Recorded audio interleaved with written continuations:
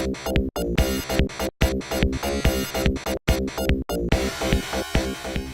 everybody, it's Nicole, and today I just want to do a quick video to review this, which is a rewritable multi-game cartridge for the Atari 7800. I got this, I don't know, a couple weeks ago, and I've been using it off and on since then. I thought I would finally get around to doing a video about it. This is sort of a self-contained cartridge. It doesn't use SD cards, CF cards, anything like that. It can store up to 16 games of 128 kilobytes or less. It has a switch, which I can show here, that if you switch that, actually I already have it on the 144 setting.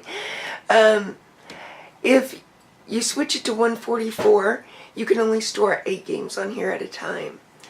So at 128, switch to 128, you can store up to 16 games, and you put those on there by selecting a slot with this knob and then burning the game to the cartridge. And like I said, it can store up to 16 128K or below games. If you switch it up to 144, then you go down to 8 games that you can store on here. Even if you only have one game that's 144 kilobytes, you can only store 8 games on here. So that is the cart. Not much else to say about it. It comes as like this, except that I added this. It comes with a socket that you can put in a pokey chip. So I pulled this pokey chip from a Ball Blazer cartridge and added it to it so that I can have pokey music and sound. So like Commando, if you try to play it without a pokey chip, you won't get any music. And I believe Ball Blazer, without a pokey chip, you don't get any sound at all. So enough talking about this. I'll go ahead and show you the process of burning games to it and how it works on a 7800. So I'll be back in a minute. Okay, I've moved over to my desk, which is why I'm right there in front of you. My desk is in a very confined space, so there's not a whole lot of room to place the camera. So I have taken my cartridge and put it inside of a 7800 case. Now to do this, you have to heavily modify the 7800 case to get it to fit. Obviously the end sticks out, so you have to make room for that. Although it's worth it, I think, because all the chips and everything are now covered up by the case, and it just looks a little bit nicer. I still need to make a label to go on here. This is actually the cartridge case for Ball Blazer. I just used it since I'd already taken it apart to get the pokey chip. So you can see that the connector to hook up to the burner is visible, and here's the switch to select between games, and over here is the switch to go between 144 and 128 kilobyte games. So all of that is accessible while this is in a cartridge case. And then there's the bottom with the connector to go into the 7800. So what I'm going to do now is show you how to burn a game onto here. To do so, we will need the burner. Now, the creator of this multicart, who I believe his name is Felix Mateos, something like that. Sorry if I got that wrong. But he's made several, and they all use this burner. So if you buy this burner, you do have to buy it separately, but if you buy it and then buy any of his other cards, you can use the same burner for all of them.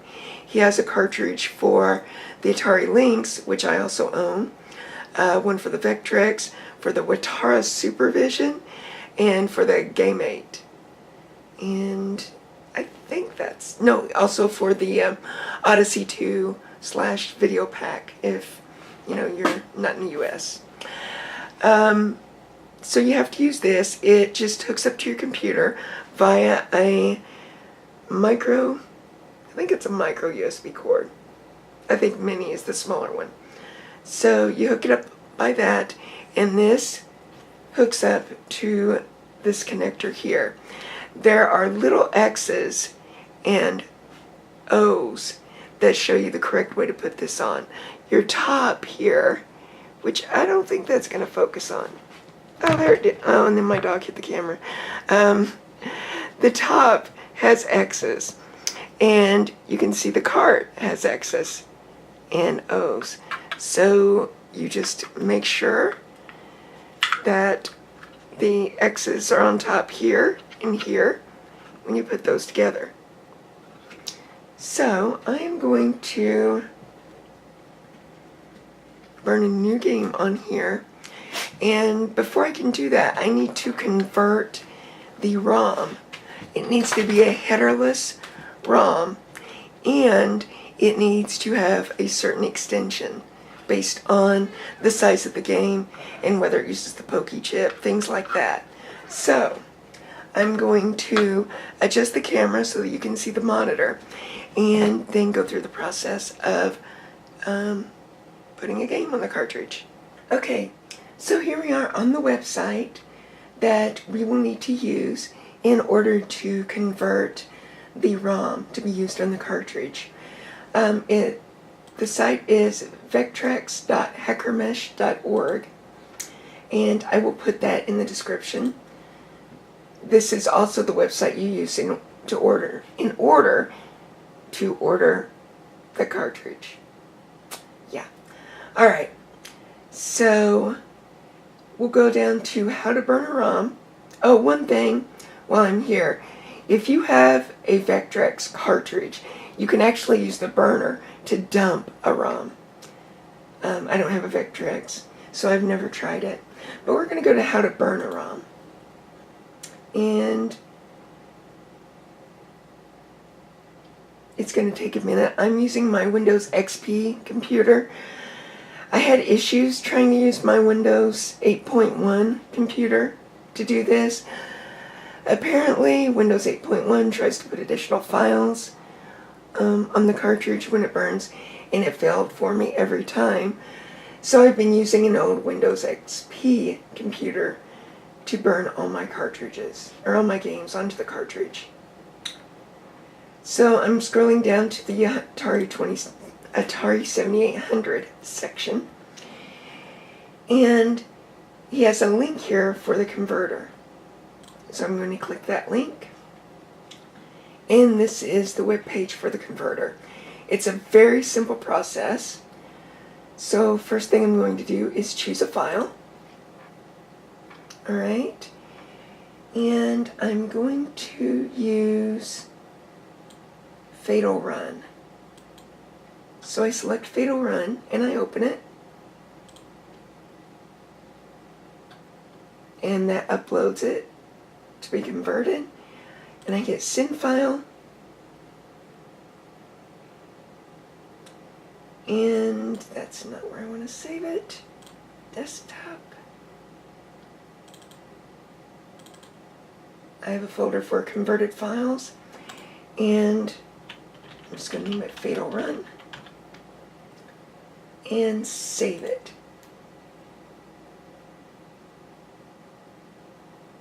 And now I have in my converted folder, I have Fatal Run, and it is headerless now.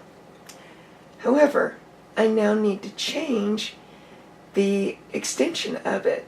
And you can see for 8 kilobyte games, it has 8K is the new extension, 16 kilobyte, 16K. I am going to just scroll down here to this list of games where he tells you what extension to use. For the NTSC Fatal Run, I need to use .sg. So I just click on it and change it to .sg. Now, I take my cartridge with, sorry you can't see that because it's backlit, but I'm taking my cartridge with the burner attached, and I just hook it up to the computer.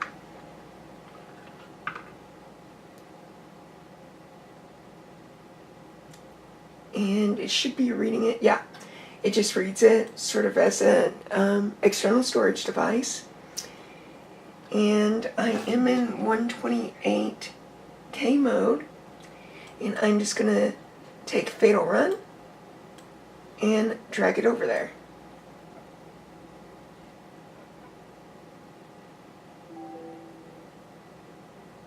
And now I have Fatal Run on the cartridge. So I'm going to eject it as I would any storage device. Alright, so now let's plug this in the 7800 and play some Fatal Run. Okay, so I have my card in my 7800, and let's hit the power. And now scroll up. And there's Fatal Run running on my 7800. I've actually never played this game.